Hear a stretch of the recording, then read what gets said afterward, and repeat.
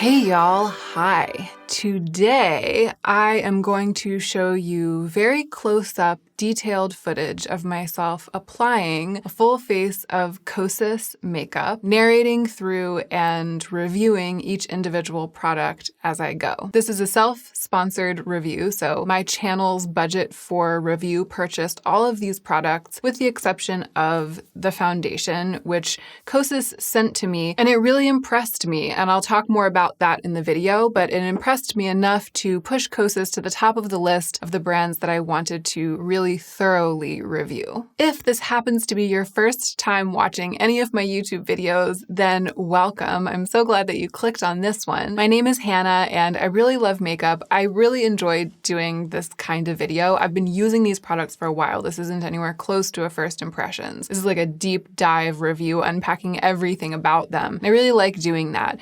But I personally have a history of overspending on makeup, and it took me a while to recover from that and to forge a new relationship with shopping for beauty. So in all of my content, there's an undercurrent of awareness of that issue. I know that I'm not the only person who's gone through that, and I try to keep it balanced over here. If that sounds good to you, and if you enjoy this while you're watching and you're not subscribed, I hope you'll subscribe. And now, let's go ahead and get into the meat of this video.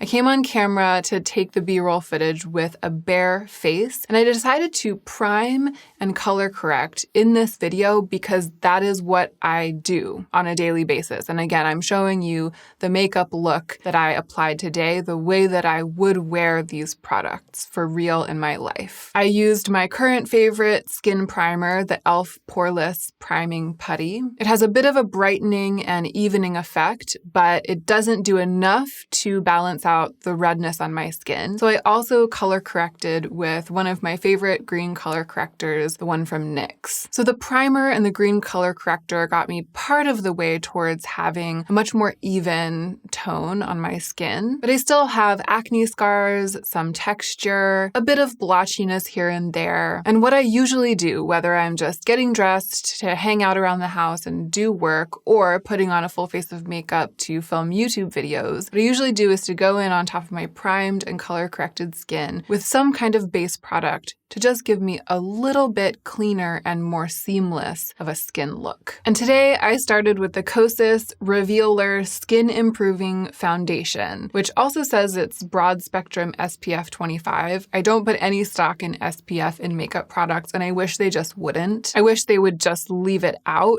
because I feel like to protect your skin from the sun, you need to be wearing a sunscreen underneath your makeup. So that means nothing to me, but I am interested in the skin improving claims of this foundation. I have it in the shade Very Light Neutral 100, very light with neutral undertones. It is the lightest shade in the foundation range, and it's not quite light enough for me. It is, though, neutral enough for me, which is a huge win. I wish it was just a shade or two lighter while still being as neutral as it is. But honestly, these days I'm realizing that a lack of neutrality in a base product is much harder for me to deal with, to tinker with, and make work for me than an issue with value, meaning like how light it is. So a truly neutral, almost gray leaning, like slightly olive tinged foundation that's a shade or two too dark for me, I can work with that. If a base product is as light as my skin but very peachy or very yellow, it's pretty much a no-go. So if it had to be something less than perfect, I'm glad that they went the distance and made the lightest shade truly neutral. It comes in this splashy packaging that's like neon 90s throwback, targeting Gen Z type of vibe, spray paint, colorful acrylic, etc., etc. But the component feels very luxurious. And this is actually the beginning of a thread that will go throughout this video, I think, that has to do with the brand identity of Kosas. When it launched, the packaging was much more minimalist, much more like the NARS vibe, you know? Sleek, clean, and definitely sophisticated. And then they changed their branding, and it no longer has the visual impact of sophistication. It just doesn't feel like that anymore. It feels more like Florence by Mills, like Milk makeup, maybe Tower 28, that kind of thing. But in my experience interacting with the products, they still retain kind of a luxurious feel. And maybe that is like fully their niche, and I'm sure that it's working for people. I was left feeling like there was a little bit of a split personality in the Kosas branding. And I do have an opinion about that, which will probably leak out as we make our way through the video, and I'll definitely return to it and try to re-articulate it at the end when I'm giving you my final thoughts. In any case, it feels more high-end than it looks. And I feel like the high-end feeling kind of continues when you pump out the product and start putting it on your face. So as you'll see in the footage, it's really quite liquidy. It drips down my hand. It's not quite a serum. I feel like it's sort of like a serum-y cream or a creamy serum or a liquidy cream. In any case, it feels very skincare-y going onto the skin. It feels absolutely lovely. And this is going to be a theme throughout the video because many of the products have this quality. It has a kind of satiny quality. It feels very good, feels very easy to work with. It has a strong scent, a strong floral scent that I wish it didn't have. I mean, I'm not a person who's so off-put by scent that it makes me hesitate to use a product, but if I were going to revise this product, one of the improvements on it that I would make would be to remove the scent. I just don't feel like it needs it, especially because it has such a skincare-y feel. The experience is almost one of like nourishing, like it feels like something nourishing is going on to your skin, and I don't associate a strong floral scent in a skincare or makeup product with that quality. I always feel like it's just added in for effect and it's likely causing some kind of minor harm, and it's not worth it to me. However, it's a net win for me, this product. I wish they had a little bit of a lighter shade, but it is light enough and again, neutral enough to work. And for me, it just makes my skin look very, very, very good and feel good too.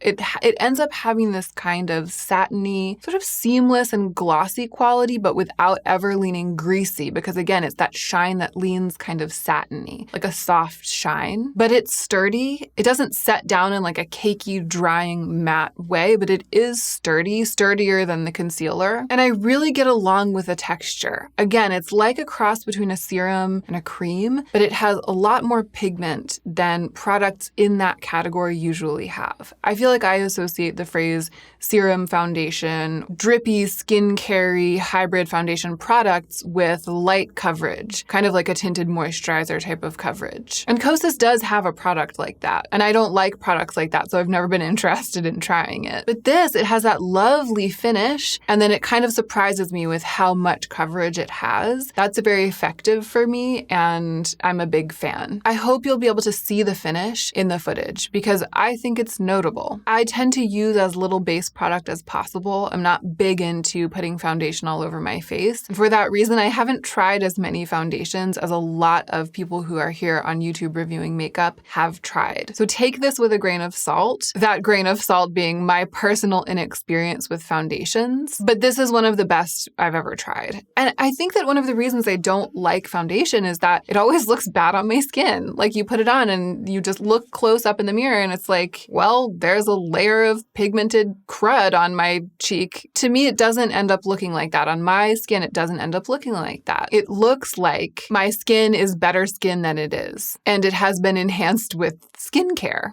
Like that's how it looks and feels. And even though I have concealers that I really love that match my skin even better, I have found myself reaching for this over and over again since they sent it. Of all of these products, it's the one I've had the longest because again, Kosas sent it to me around the time of the pretty recent launch. I found myself wanting to use it instead of my other products because I like how it feels so much and I like how very thin it is. It's just easy to work with and the results are very gratifying. So this is the famous Kosas Revealer Concealer. I have it in the lightest shade, 0.5N. The color is better than the foundation for me. It is as neutral, maybe not quite as olive feeling, but it is neutral enough not to fight with the olive undertones in my skin. And it's definitely lighter. It's like half a shade or a full shade lighter than the Revealer foundation. The finish is very, very, very nice. It's so skincare, right? The finish, just just the same as the foundation. I feel like you can even see it in the swatch on the back of my hand when I'm holding it up. It looks like it would feel good to put it on your face. I feel like this is what they're really good at Kosas, the finish of things, that creamy, skincare-y, satiny finish. Not just with base products,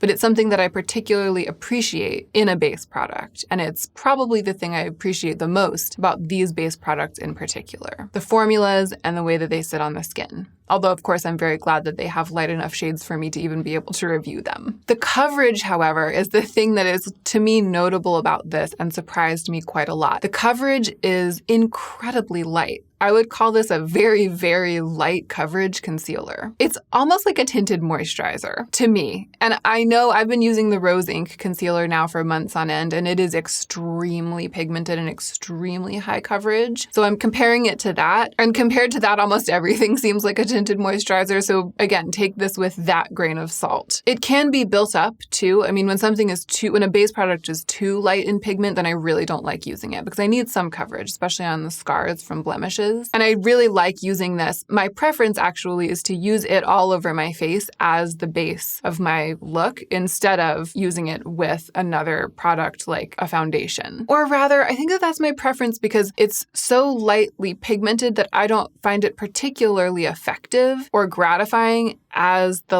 second phase of sculpting the face. I feel like what people do is they use foundation all over the face and they go in with concealer, which is like the heavy hitter. And that goes just under the eyes and on the chin and nose and forehead to provide extra coverage there and to brighten there. It doesn't seem like something you'd use that way because it feels so kind of delicately and creamily pigmented. I feel like it would make more sense to use a lighter shade of the foundation in that role. It's like they're switched. I feel like formulaically, the concealer feels like an all-over-the-skin base product. And by comparison, formulaically, the foundation feels more like a traditional high-coverage concealer. And I hope you'll be able to see, even though I used it in its proper role today, the role of a concealer, I hope you'll be able to see how beautiful the finish is. Because similar to the foundation, it just makes my skin look good. And it feels like I've applied some kind of skincare. So I'm a big fan of this. I've been wearing it a lot. I love wearing it on its own all over my face. I love wearing it on kind of no makeup days. I feel like because of the pigment level and the skincare creaminess, it's very versatile. The thing that I want to note though, at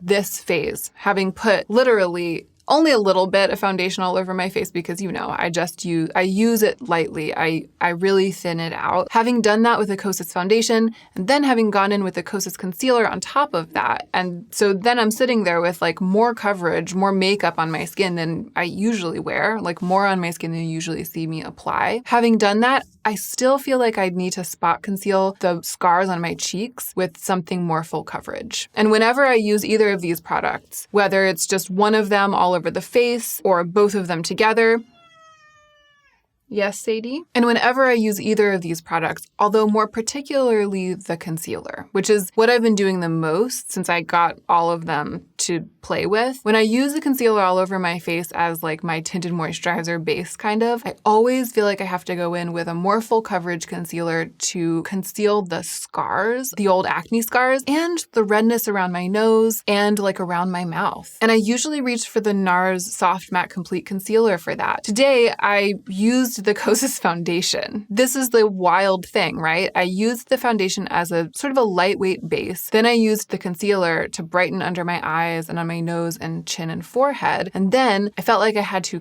spot conceal some parts of my face. And for spot concealing, I used the foundation because it has more pigment in it than the concealer. And I knew from experience that if I tried to spot conceal with the concealer, it would not really be effective. Tapping it in over those blemishes, it would have sort of just tapped away and the redness would have shown through again. That's how lightly pigmented it is. Overall, some of my favorite base makeup ever. And when I applied the base of this look today and then looked in the mirror, I was like, this looks great. I feel like it's particularly good, this makeup, at handling my fine lines and texture. And I know that skin can have texture at any age, texture can be an issue for anyone, but the way that it handles my fine lines is one of the things that surprised me the most because I feel like this brand is really marketed marketed towards people in their teens and 20s. And if you gave me this foundation and concealer in unmarked packaging, gave it to me to play with for a couple of weeks, and then you were like, which kind of brand do you think this is?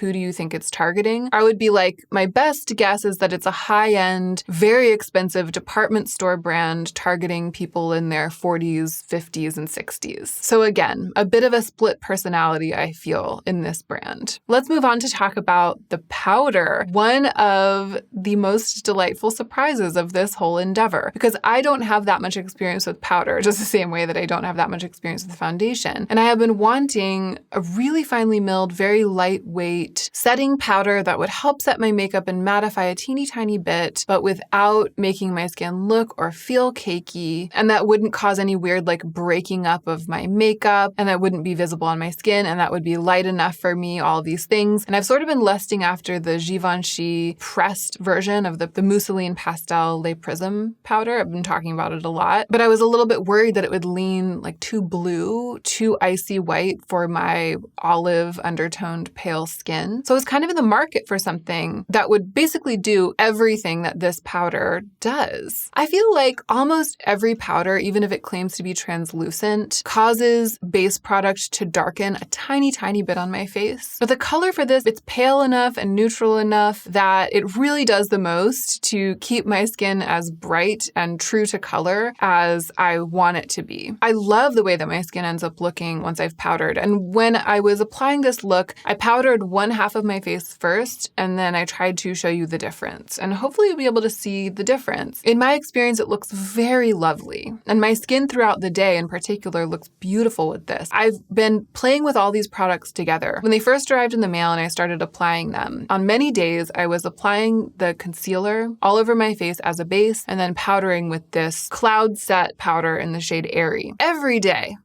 since I started doing that, since I started playing with these, I've just admired my skin in the mirror throughout the course of the day. Not in a weird way, just in the way of someone who's testing makeup for YouTube, I've been checking on my skin multiple times a day, looking in the mirror, seeing how the makeup's wearing. Every time I'm like, wow, my skin looks great. It's probably a combination of the concealer and the powder. I just don't usually have that experience with powder. Powder is usually my enemy.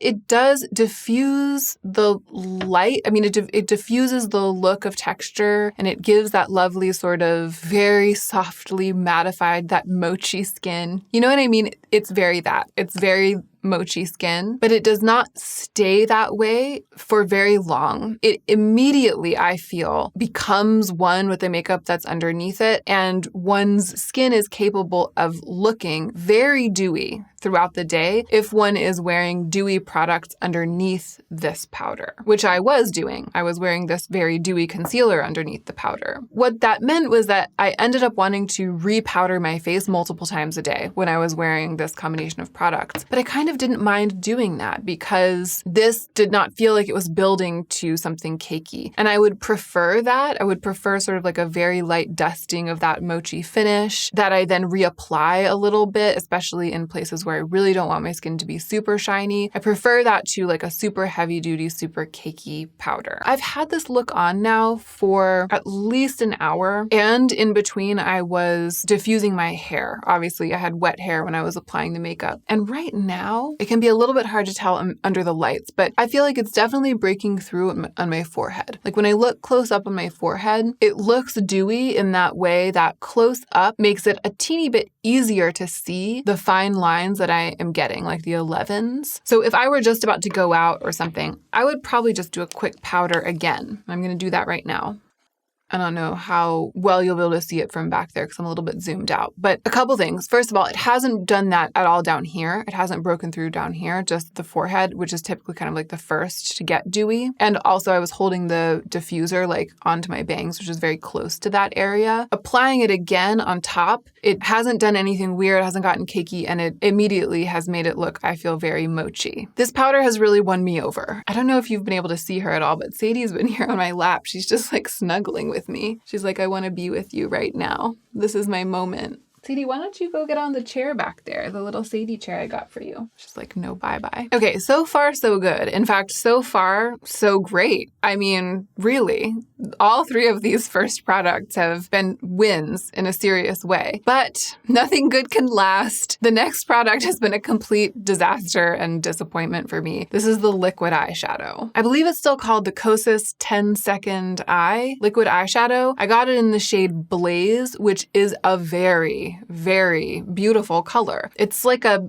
sort of peachy bronze, a bronze that is bronze but doesn't lean orange. Love to see it. I love to see this color in eye makeup, and I was really glad that they had something like this for me to try. It's dark enough for me to create some shape and structure in my eye, and it's neutral, but it's not going to immediately look super orange as soon as it gets on my skin and you're looking at it in comparison to the color of my skin, which is what a lot of shades that are this color in the tube do on me. The texture, when swatching, when playing with it for the first time, is lovely, creamy, lightweight, feels amazing. So there's a lot about it that's promising, and it promised a lot to me when I first saw it. But in the application process, it all falls apart. It is so difficult to apply. It is difficult to get a diffused application of it anywhere, like any kind of diffused application that's even. It's particularly difficult to get a diffused edge to the shape that you're creating on your eye. And I tried really hard today in particular. I've used it a number of times, sometimes with my finger, sometimes with brushes. It's always ended up a total disaster, and I've had to go on top of it with other products. Today, I tried really, really hard because I didn't want to have to do that today. I used some brushes from Samantha Ravndal's Sigma brush set, and they are beautiful brushes. They're exquisite. I feel like if they couldn't do it, then nothing can. Like if they couldn't make the edge of this eyeshadow blend out, especially because I was using kind of small, like those really detailed eye brushes, which typically provide me much more control, right? And I was really in there doing detail work, trying to get that edge, very focused on trying to get the edge of the shape to blend out and be soft. And I just couldn't get it. It's just blending, blending, blending, and then suddenly there's this hard edge that won't blend anymore. It could be the rate at which it dries, right? Like it sets down kind of quickly. It's like it's liquid until it's not, and that point comes kind of fast. But it might also be the way that it dries, like the process, what dries first in the pigment, something about it, something about the way that it's formulated makes it nearly impossible, something about it has made it impossible for me to get a satisfactory eye look with it on its own. And I'm comparing this to other cream shadows. I used to struggle a lot with all cream shadows, but I've gotten better at working with them, and there are some that I really love, like the cream in the Tom Ford Cream and Powder. I absolutely love. It's one of my favorite things to work with, and I have, developed specific techniques for working with cream shadow, which is like what I was doing today to try to make it work, and they work, and it never gives me any trouble. Similarly, I find the Auric cream shadows incredibly easy to work with. I never struggle to get a diffused edge, like a blended line with those, and they do set down quickly enough so that my eyelids don't crease before they've set. They just don't set down so fast or in such a way that I can't get a soft blend. But that's what this does. And then once I've done whatever I managed to do and it's set, it just doesn't look particularly special. I mean, the color is still beautiful, but there's nothing about the finish and the way that it lights up the eyes that sets it apart from any other eye makeup this color. There's just nothing that makes it worth the struggle. So I feel like the Tom Ford cream, the Auric cream, they blend so much more easily and they always look great. The Lisa Eldridge Liquid Lurex, I struggle with it a little bit in a similar way to this.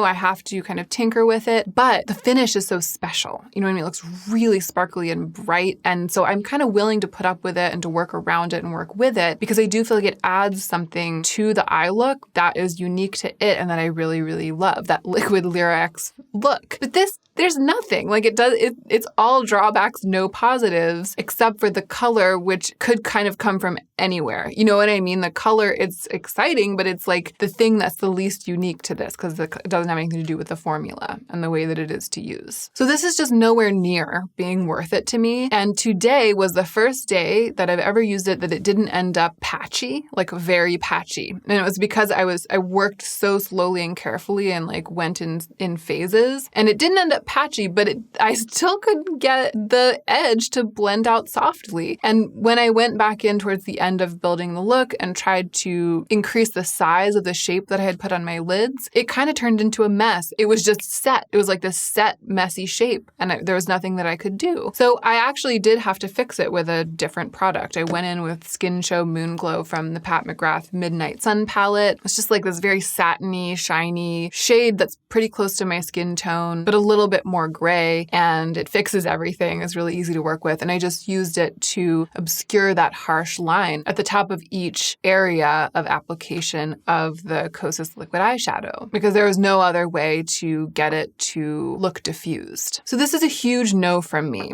And another product that unfortunately has ended up kind of being a no is the mascara. That's what I applied next. It's called the Big Clean, and my initial impressions, my first impressions of this mascara were very, very favorable. It blew me away. It applies really fast. It pumped up my lashes. It just made them these like megawatt versions of themselves. And I was like, splink, splink, splink the house down boots. I mean, it was just like, wow, length, volume, and also that kind of thick, laden quality that I like my lashes to have, especially when I'm going for the drama. However, there's a fatal flaw. It just never really sets. I showed in the vlog that I posted recently, which I recommend watching. I know that not everyone likes vlogs, but I've been editing my vlogs like really tightly so that they flow quickly, providing a lot of information. I hope you'll give it a try. If you've seen it up there and you've been like, I don't know, I hope you'll give it a watch. And in that vlog, I was trying this makeup. I think I might have been one of the first times that I had put it on. And I was really into the mascara at the beginning of the day. And then a couple of hours in, I had these like black smudges on the skin right underneath the inner part of my brow. And it was because when I was opening my eyes, my eyelashes were touching that part of my brow. And that was enough to leave black smudges behind because it just stays soft. It's like, I think that right now, if I were to, well, I was just touching my lashes with my finger and it didn't come off. So it's not that bad. It's not as though it stays in its like total liquid state. It like does dry a little bit, but I feel like what is going on with it is that the slightest amount of moisture causes it to just immediately melt away. And on that day, I was doing a lot of work, moving around, and I was getting sweaty. So I bet what was happening was that my face was a little sweaty and a little bit of that sweat was just, or maybe even just the humidity in the air. It could have been that because it was very humid. It was just causing it to soften and become a little bit liquid and smudge onto my eyes. And if you cry in this mascara,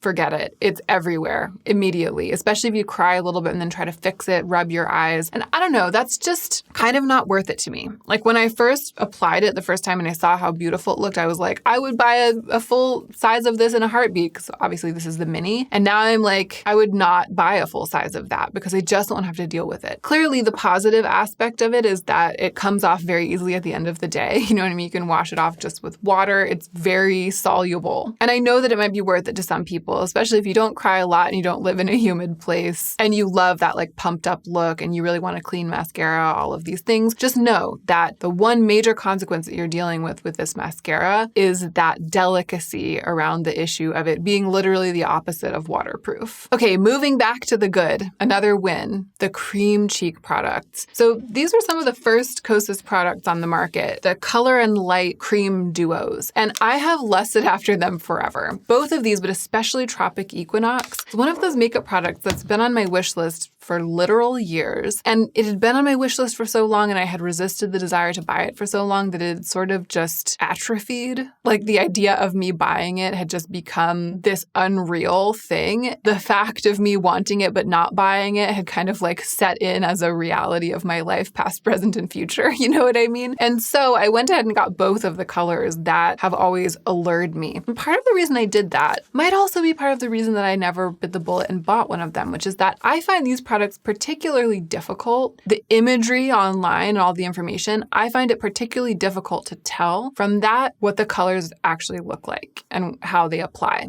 And now that I have them here, I kind of understand why that is, because I feel like I had a hard time capturing them in the footage today when I was filming. So I brought some other products down to do shade comparisons just to the brown and Tropic Equinox, because I feel like I can describe Velvet Melon pretty well, but the brown, it's subtle, and I'm just going to do it right now. We're going to take care of color really quickly, and then I'll move into talking about everything else to do with these. I just want to settle this once and for all, okay? So here's the brown in Tropic Equinox. It is more wearable and rosier in real life than I was expecting it to be. And I would even say paler and maybe even more lightly pigmented. And one great thing about this product from Kosas is that each colorway comes in an intense version as well. They've really provided like a version of each duo for people who will find it easier to use more lightly pigmented products. I think primarily people with lighter skin, and also a version for people who require more pigment in these colorways in products. I think primarily people with deeper skin. Anyone can use any of them. You'll just get a different effect depending on whether you have the intense version or not. I really like that. And for me, one of the benefits of that is that I'm able to get a subtle effect with this. The color, the intensity of color doesn't just like immediately overwhelm my cheek, which happens to me with a lot of, I was going to say a lot of cream blushes, but it actually happens with a lot of color cosmetics, you know? It's kind of hard for me to find something for that sort of nudie neutral subtle look because most things just immediately are a punch of color on my face. So because of the pigment and because of the shade, this isn't that way, and I really appreciate that about it. It's just like paler and more neutral than I thought it was going to be. Tropic Equinox, the blush is on my forefinger. On my middle finger, I'm putting the Armani Neo Nude Melting Color Balm in shade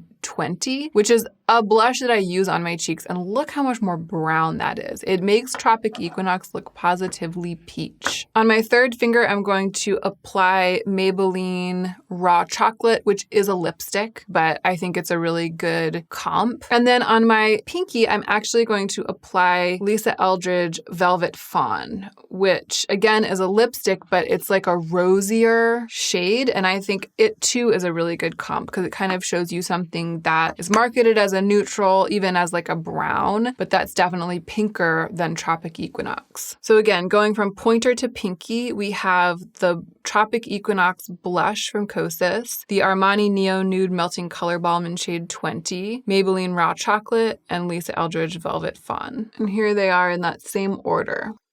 Tropic Equinox does not look brown anymore in this context, right? It looks to me like a slightly neutral leaning burnt peach. That is really, really what it looks like to me, like a burnt peach. That's the shade that people often in the makeup world call burnt peach. And I like that in a blush, and I really like this blush. But I find the product photography online very misleading because if you had handed this to me open and you'd said, this is Velvet Melon, based on my 2 years of yearning for these products and examining the product photography, if you were like, this is Velvet Melon, I would believe you. I think in real life, it looks more like Velvet Melon looks in the pictures than Velvet Melon does in real life. There's something about the color value of these products that makes them really difficult to accurately capture in imagery. I didn't bring comps down for Velvet Melon, but I'll just tell you straight out, it's just brighter, more fluorescent, less pastel than it looks in the imagery. And there's a swatch of it from back there. But it's interesting, and I'm not sure that my screen here is giving like an accurate sense of how it's going to look. It looks like it's doing that thing that sort of certain fluorescent shades do. It's like reflecting back a ton of light and you're not really able to see what it looks like. But in person, it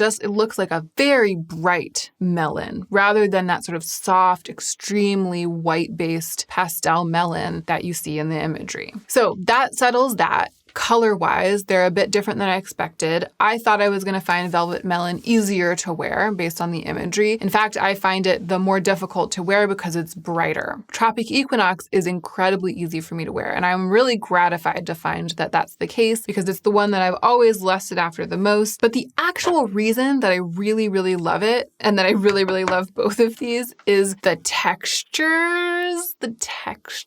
and the highlighters. And the highlighters, another thing I was worried about from the imagery was that the Tropic Equinox highlighter wouldn't be light enough for me, that it would have this kind of like almost contouring, deepening effect, but they're almost indistinguishable from each other on the skin. I mean, both highlighters work beautifully. And again, they're not as pigmented. They don't have that like punch of color in the way that I was worried that they would. The fact that they don't have that punch of color makes me extra glad that they came out with the intense versions because I know that for some people, these wouldn't work. So it's great that they provided that other option. I'm not even going into the colors of the highlighter highlighters because I feel like it doesn't matter. Like they just kind of sheer out. It's the finish, the reflect, the quality of the reflect, and the kind of shine that they leave on the cheeks, the absolute melty creaminess of it all that makes them so wonderful. So I applied just the highlighter from Velvet Melon on my cheeks, on both cheeks, to show you how it looks when it's just itself. They're so good, these highlighters. I feel like the shine is that like satiny, light diffusing shine. It isn't a glare. And I feel like I was saying something similar about the dewiness of the foundation and the concealer. It's that satiny, almost frosted finish. It doesn't look wet, you know? It just looks silky. And I love that right now.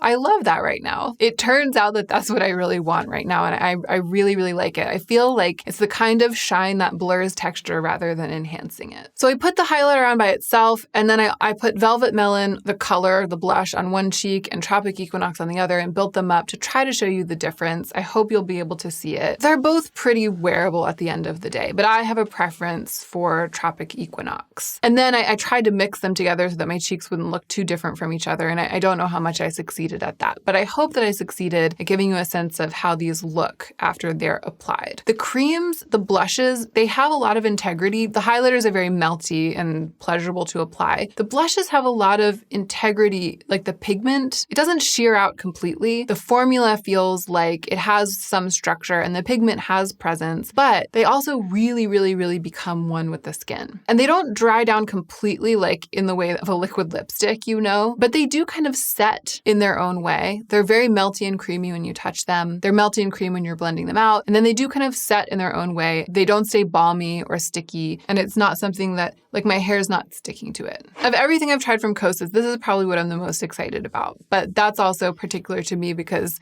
cream blush really excites me. You know what these feel like? The high-end version of the e.l.f. Active Lip and Cheek. And I mean, the e.l.f. Active Lip and Cheek feels very high-end to me.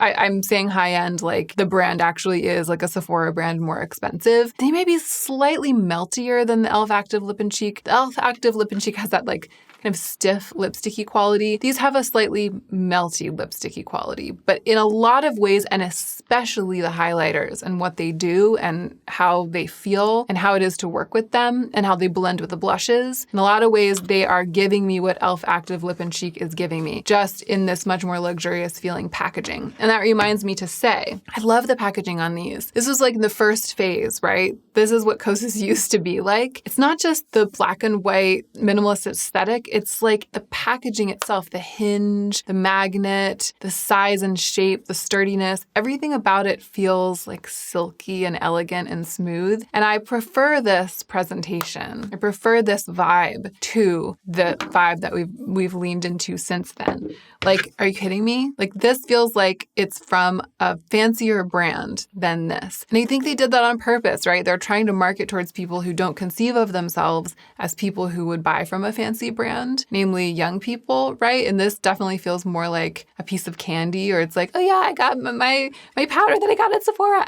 You know what I mean? It feels more like that. But I just feel like this is the vibe. I mean, you know, I am a grown woman, but I also just feel like the makeup itself fits with this better. And again, they're probably making more money for some mysterious marketing reason that I don't understand, but I feel like they're selling themselves short with this kind of packaging. Let's talk about the lipstick. I feel like I've never heard anyone talk about the Kosas lipstick. I think that maybe because of that, part of me thought that it wasn't going to be very good. And it really surprised me for that reason. A lot of things about it surprised me. In the imagery, it looks really pale. This is the shade Vegas. They did a good job with the product photography of the lipsticks because even though I'd never heard anyone talking about them, and even though that made me kind of assume that they're not any great shakes, looking at the images of the lipsticks on the Kosas website, I was like, I want all of these. They look amazing. And I ended up picking Vegas because it looks really pale. It looked like a really, really pale chocolatey brown. And that's like what I want out of a lip product, and you just don't see them very often. It's darker than I expected it to be based on the photos. I thought it was going to be like a milky chocolate brown, but it's actually on me a very, very wearable kind of peachy brown. And I'm going to reapply it right now. although maybe I shouldn't have done that before I talked about kind of how it faded. But you know, I applied it well over an hour ago. I diffused my hair, I changed my clothes, and I have not just been talking and talking since then. I've also been drinking out of this thick straw and putting my lips around it. I'm going to blot the lip a little, because actually one of my favorite things about it is how it looks after you've worn it for a while. For me, it sort of melts away. It starts to look less like I am wearing lipstick than it does when I first apply it. But my lips are still enhanced in that like my lips, but better, like slightly turned up the intensity on them kind of way. It feels very good going on. I mean, similar to the foundation and a concealer, it feels like a lip treatment. Like when I'm applying it, it feels really good. It's pigmented, but it's not overly pigmented. In terms of the level of pigment and how easy that makes it to wear, it reminds me a lot of the new Merit lipsticks, the Merit Signature lipsticks. But the Merit Signature lipsticks, those are like the best lipsticks I've tried in ages. I'm really, really into them. And so when I was applying this today, I was asking myself, well, what makes this different from the Merit one? Like, why have I gone literally over the moon and back again about the Merit ones? Whereas this one, it's like, I do think it's really good,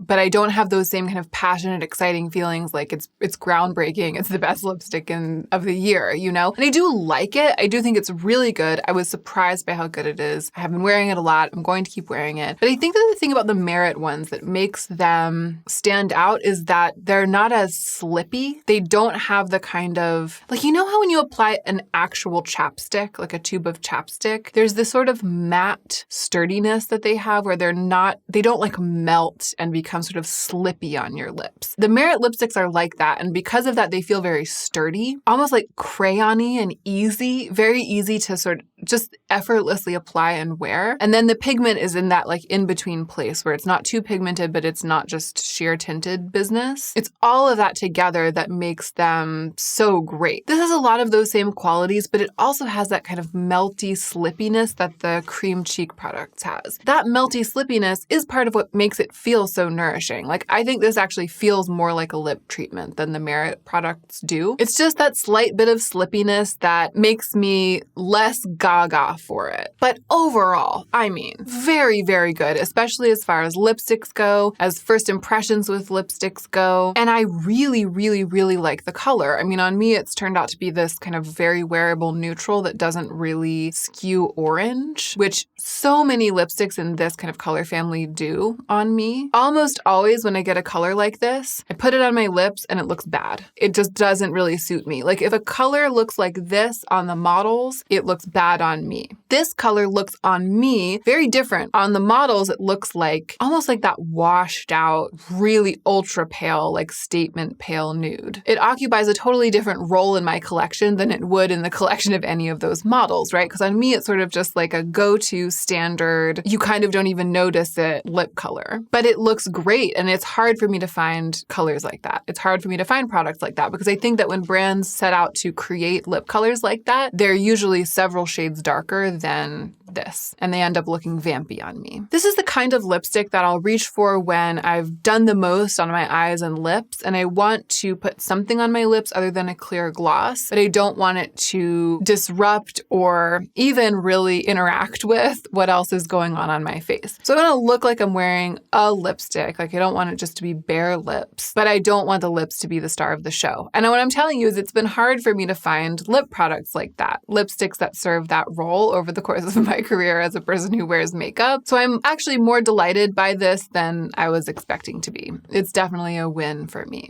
And that's it. Those are all the products I applied today. I feel like I'm wearing a little bit more makeup than I usually wear because of the layering of like foundation, concealer, and then powder, because of having like a full eye look, a full cheek look, and a full lip look on, even though it's a pretty natural, light, wearable version of each of those three things, which is what I feel like makes it work. For having put on what feels to me like so much makeup, like a full face of makeup, I'm pleased by how very light and natural it looks. So now I'm going to give you my kind of final verdict, which is kind of a hot take, but not really because I have been spending a lot of time with this makeup. I think that Kosas is a really good brand for mature skin. The fact that there's skincare in all of the products and the fact that they have stuck to this kind of satiny, light diffuse diffusing finish instead of leaning into that like greasy, glary in the sunshine finish. It just makes me feel like these products are ideal for people who are working with crepiness on the skin, sallow skin, fine lines, texture. And I do deal with shades of all of those things. And that's part of why I've been so delighted by the products in this range that have worked. The foundation, the concealer, the powder, the cheek products, the lipstick. And because of that, I wish that they had not gone in this direction with the marketing and packaging. I wish that they had stayed in the NARS space instead of like leaning into the Milk space and the Florence by Mills space and the, I don't know, kind of the rare beauty space, although I feel like they've even gone further in the direction of like fun, plasticky neon than that. The pictures of the models on the website and the packaging and even like the font and the fact that they sent me a baseball cap with my order because I had bought so much makeup and it was like with pink writing on it, the spray paint motif, the sort of splash motif, all of that makes me feel old when I'm shopping for this makeup. And it makes me feel like I'm buying makeup that was intended for younger people. But when it comes to the formulas, I like this more than most makeup that I've tried, with the exception of the absolute duds, which brings me to the other thing that I've learned about Kosas, which is that it's very hit or miss brand. It's like when they nail it, they really, really nail it. And when they don't, it's a flop. The eyeshadow, it's like they actually reformulated it already. Like they already, I think when they first launched it, everyone was like, this is bad. They reformulated it. And it, in my opinion, it's still a complete no-go. And like, what is a mascara that lengthens your lashes so much that they touch the skin above your eyes, but then it's so soft and soluble that it leaves black smudges there? I just feel like they needed to add a little something more into the mascara formula to make it sturdier. And maybe they will. I mean, they have already seen their way to revising the formula of a product. And I think that if they did that to the mascara, it would be fantastic because it has a lot of good qualities. It just has a fatal flaw. If I could make changes, if they put me in charge at Kosas for 1 week, I would first expand the shade range of the cream cheek duos. Even though I really like Tropic Equinox, I would like to see a bunch more shades, and I would like to definitely see some really, really neutral, super pale shades. I'd also love to see some exciting shades. I think right now they just have 4 colorways, although each one does come in intense and light. I would like to see a very, very neutral pastel brown, and I would like to see a very, very pastel soft version of a pink, kind of like Kier Weiss Precious, like a really, really pastel color. I would also make the concealer more pigmented or make a more pigmented version. I mean, I think that this is probably just right for a lot of people. So maybe what I should say is that if I had my personal druthers, this would be a little bit more pigmented. But if they put me in charge at Kosas, what I would do is make a lighter shade or a couple of shades lighter of the foundation, because that would give me what I need. You know, it's got more pigment. It's just that the current lightest shade isn't what I want it to be. But that's kind of it. Again, apart from the duds, I am really surprised by how much I like the makeup that worked out for me. I didn't expect it to impress me so much. I kind of feel like it feels more expensive than it is, even though it is pricey. I mean, it's not a luxury brand, but it's one of those mid-range Sephora beauty brands, you know? It's dressed up to feel like it's not. It's dressed up to feel like a little more playful and accessible than that. So I was surprised by what it delivered. I feel like some of these products are really top of the line. Quick reminder here at the end, even though this is really beautiful makeup, no makeup will like change your life or give you a new face or anything like that. I feel like especially with base products, the allure can often be really fantastical. You know what I mean? Like you feel like you're buying new skin in a bottle. And I'm sensitive to that. And I'm aware that I spoke very highly of these products because as makeup goes, they really, really, really did impress me. But makeup is always going to be just makeup, you know? And if you already have a foundation or concealer that's working for you, even though you might not feel about it the way that I described feeling about this Kosas foundation, the chances are that the Kosas foundation isn't going to be like dramatically better or like way, way different. It's still just a bottle of pigmented, creamy stuff, you know? So if you have a lot of makeup, and especially if you're on a budget, maybe wait until you run out of what you're already using. But if you have run out of what you're already using and you're in the market and you're considering Kosas and you know that it's the right time for you to make a purchase, et cetera, I can't say I don't endorse, at least checking out a couple of these products. For me, so far, they've performed really well. Thank you so much for watching. I really, really appreciate you being here. And don't forget to take extra good care of yourself today so that you can be the most effective version of yourself as you do your work in the world.